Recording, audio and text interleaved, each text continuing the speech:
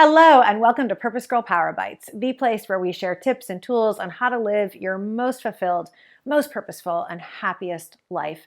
I'm Karen Rockhind, women's empowerment teacher, motivational speaker, and positive psychology coach. And today we are talking about optimistic thinking, optimism. So most people I hear say, "Oh, I'm either optimistic or pessimistic," right? You go, "Oh, I'm just a pessimist. I can never change." Well, actually, the research shows that that's not true. None of us are pessimists or optimists. Rather, it's all about how you think. You can have an optimistic thinking style or a pessimistic thinking style, and you can go back and forth depending on the situation. So it really comes down to, how do you think about adversity? How do you think about trauma and challenge when it shows up? Because it shows up in all of our lives. A pessimistic thinking style goes like this.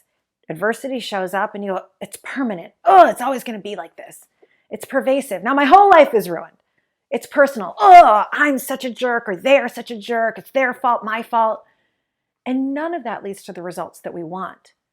Rather, an optimistic thinking style sounds like this. "It's not permanent. This is temporary. This too shall pass. It's not pervasive. It's isolated. I have made it through difficult times before and I will make it through again. And it's not necessarily personal. This is what it is, and we can look at it with acceptance." Now, I'm not saying it's easy to shift, but we do know from the research that it is possible. In fact, Dr. Martin Seligman created this theory, and he calls it learned optimism. And I actually talk about this on episode 107 of the Purpose Girl podcast, so you can learn so much more.